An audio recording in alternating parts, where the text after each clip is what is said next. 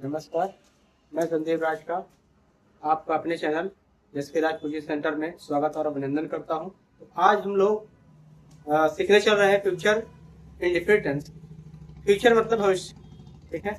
तो इसमें यह पहचान होती है फ्यूचर इंडिफिनिट की कि यदि इस वाक्य में कार्य का होना या करना भविष्य काल में पाया जाता है। इस टेंस के वाक्यों के अंत में गा, गी, गे आदि शब्द देखने को मिलते हैं, ठीक है। और इसमें तीन प्रकार के हम लोग सेंटेंस को पढ़ेंगे। पहला रहेगा आपका अफर्मेटिव सेंटेंस, सेकंड रहेगा आपका निगेटिव सेंटेंस और थर्ड रहेगा आपका इंट्रोगेटिव सेंटेंस, ठीक है।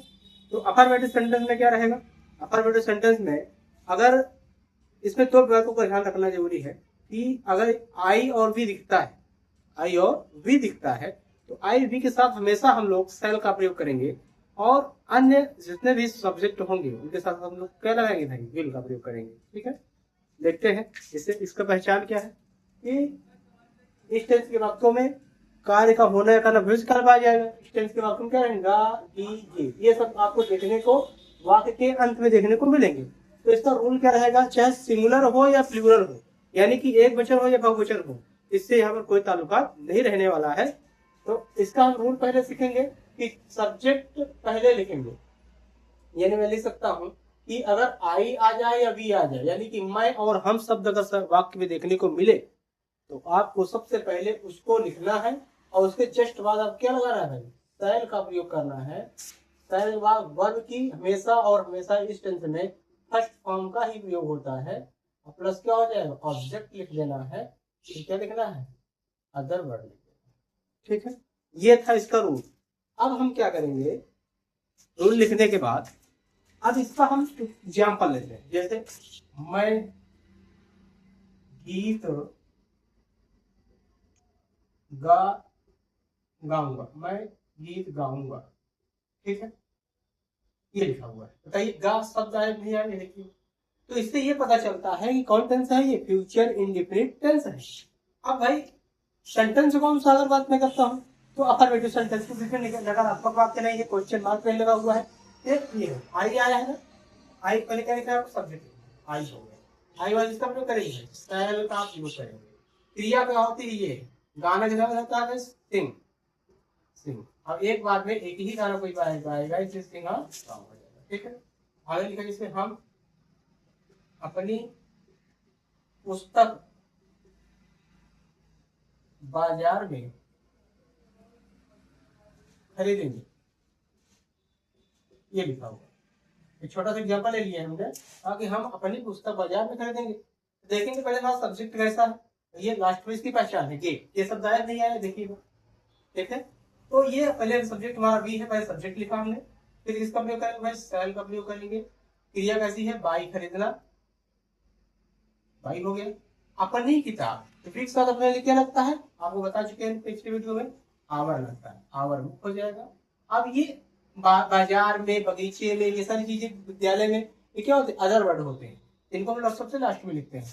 तो buy our book in the market या मार्केट, ठीक है। तो इस प्रकार से आई और वी वाला हम बहुत ही आसानी से इसका ट्रांसलेशन इन वाक्यों के माध्यम से, इन नियमों के माध्यम से कर सकते हैं, ठीक है।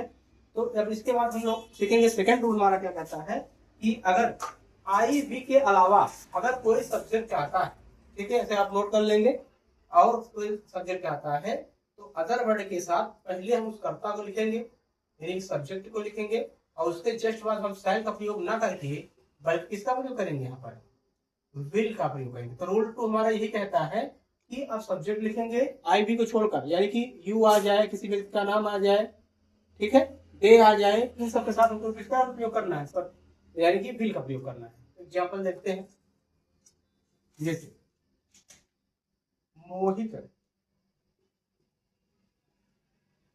आम खाएगा, ये लिखा हुआ है। तो मोहित आम खाएगा लिखा हुआ है। मोहित कैसा है भाई? आई भी तो है नहीं, तो पहले सब्जेक्ट लिखेंगे, मोहित हो गया। मोहित के बाद विल लगेगा। विल ईट माने होता है खाना, ईट क्या हो गया? मैंगो, ईट, ईट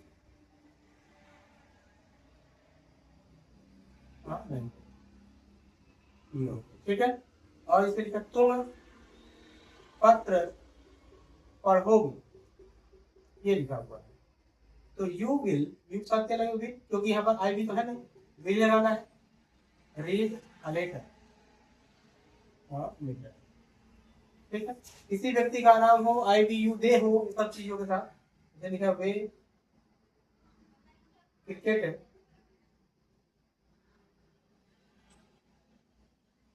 खेलेंगे, तो क्या हो जाएगा, दे विल प्ले क्रिकेट, ठीक है। इन वाक्यों के साथ आशा करते हैं आप लोगों को ये रूल और एग्जाम्पल समझ में आया होगा। तो अब इसके बाद इसी के साथ, इन नियमों के साथ, इन एग्जाम्पल के साथ ये अफर्मेटिव सेंटेंस समाप्त होता है। अब हम लोग नेक्स्ट वीडियो में सीखेंगे फ्यूचर इंडेफिनिट टेंस का निगेटिव सेंटेंस, ठीक है। अगर आपको और भी सारा एग्जाम्पल चाहिए तो आप लोग कमेंट बॉक्स में कमेंट करना ना भूलें, और अंत में अगर आपको वीडियो पसंद आई हो तो लाइक और सब्सक्राइब करना ना भूलें। तब तक के लिए धन्यवाद।